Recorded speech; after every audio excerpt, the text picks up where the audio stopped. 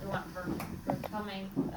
Please get a copy of Stefania's book if you don't have it yet, because it is a forensic reconstruction of the persecution of Julian behind the scenes, and what we knew was happening but didn't have the evidence of it. And Stefania has painstakingly managed to get these documents out of the concerned governments, and is fighting to get more. But what we have is already a really telling exposure of the persecution. It's very nice to see lots of new faces as well. Yeah. And thank you to the Bookmarks bookshop for hosting this, because maybe I should do some like big picture where we're at sweep to begin with, because I know many of you know this inside out, but some of you may not, and it's important to put things into context. So Julian has been in Belmarsh High Security Prison for 5 years and 2 months now. He has been there continuously. I mean, there's been a few hours in 2019 and 2020 and January 2021 where he was taken to the courthouse. But apart from that, he has been in Belmarsh continuously now since January 2021. He hasn't been to the other hearings that there have been since January 2021. In the beginning, the first couple of years, because he wasn't allowed to attend, and the last 2 hearings because he hasn't been in, his health has not been in a condition which allowed him to come to the courthouse. So Julian is in Belmarsh, and he's in a small cell, a single cell, and he is there for over 20, 21, 22, sometimes 23 hours a day. He has limited contact with the outside world. He has no internet. He has visits a couple of times a week. He's able to call his lawyers. He's able to call a list of people that has been pre-approved by the prison, including myself and his brother, his father, and a few others. And he has books.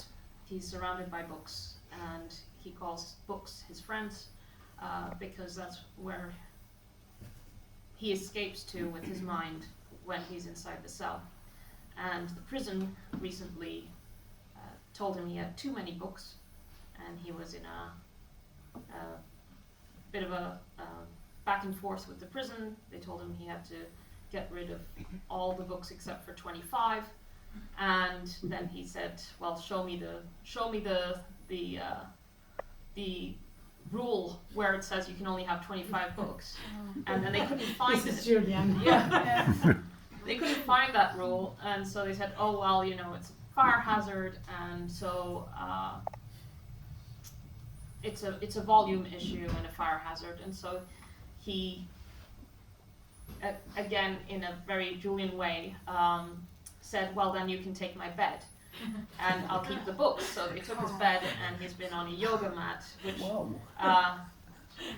sounds like a huge sacrifice, but the mattress wasn't that great anyway, is what he says. So, it's a great protest. Yeah. So yeah, he's surrounded by books, and he's reading constantly when he's well enough to read. That's his I think what keeps his sanity is the ability to escape through books. So during these 5 years, in Belmarsh, there has been this court case,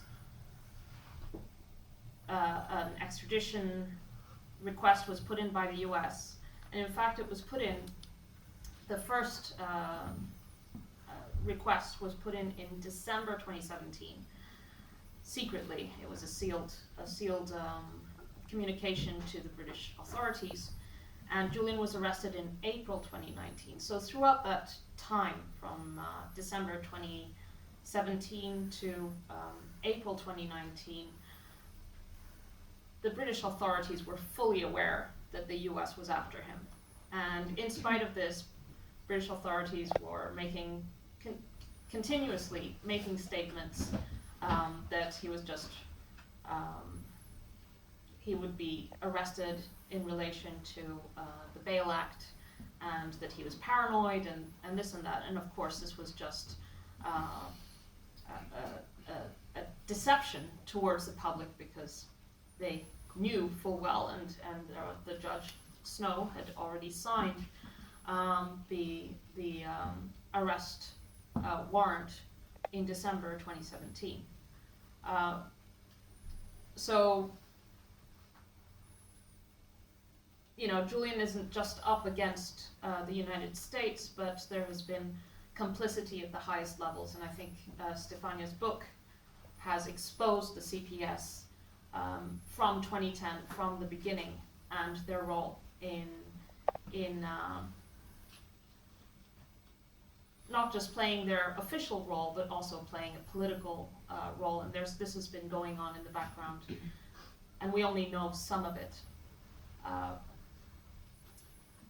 During the past 5 years, he's been fighting this extradition to the United States in a completely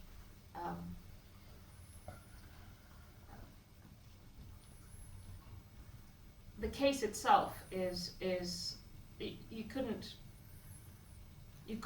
come up with a more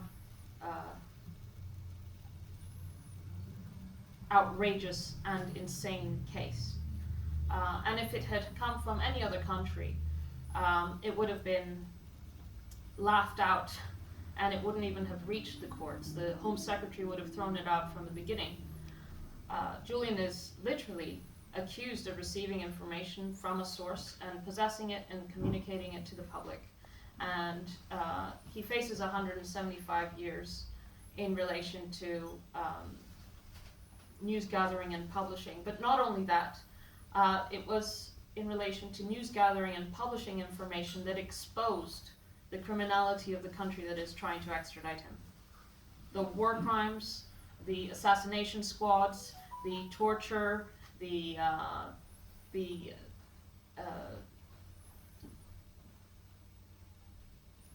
what the United States was doing, and in relation to influencing and not just influencing, but interfering in the judicial processes of the Spanish judicial investigations, again in relation to US personnel who had killed a Spanish journalist in Baghdad, for example, German investigation into the torture of their own citizen by US nationals who were working for the CIA, who renditioned and tortured him in a black site in a case in which he had been abducted by mistake, basically.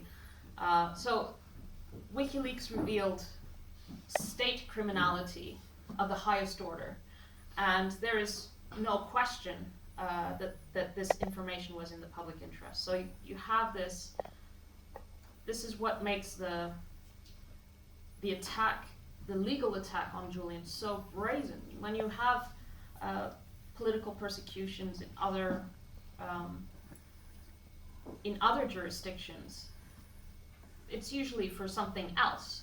But in Julian's, so you know, it's a political persecution, it's a political prosecution, but there is some excuse that makes it look legitimate, like tax evasion or fraud or whatever. But here, outright accusing him of journalism. And so the purpose is to silence him, to bully, bully the population, but also to create a new normal in which doing journalism is committing a crime if the authorities decide to go after you, basically. There's no difference between what Ewen did and what Julian did, except they just decided to go after Julian. And that has of course, a chilling effect. It's a intimidation on journalists to stop them from doing, brave journalism that confronts power. So this is basically what it's about. And over the past 5 years, you've seen a lot written about the case. You've seen all sorts of claims. They come up with the same old attacks that have been, showed to be completely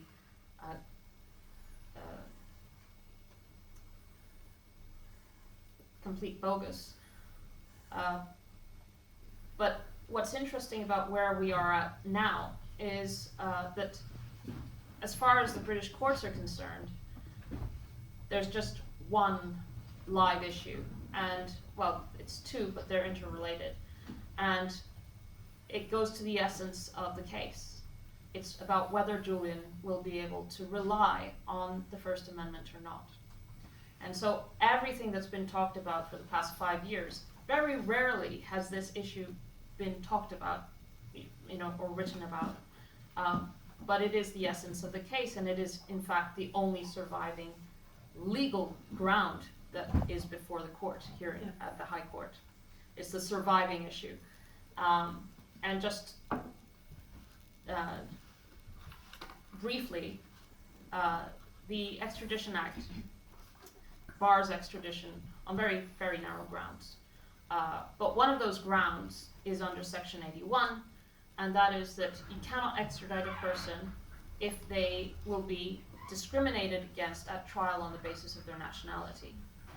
And the United States, throughout this process, has provided various affidavits and the prosecution, so you can't cross-examine what they say. The Department of Justice doesn't have to provide a prima facie case to the British courts. They just say, we want this person, this is what we say they said, they've done, and then they don't really have to prove any of it. And they provide sworn statements. And so the prosecutor, whose name is Kronberg, has issued a sworn statement in which he expresses the US's intention to argue that Julian, because he's an Australian national and because he was in the UK and not on US soil, will not be able to rely on the First Amendment.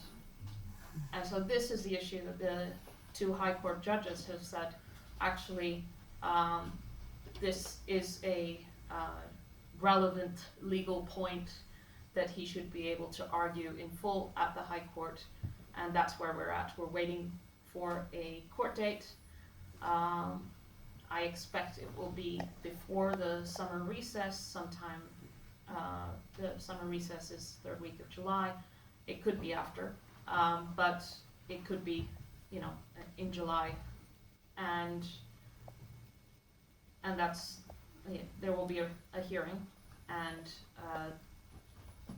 this issue of Julian's ability to invoke the U.S. Constitution and its protections for freedom of speech is the issue.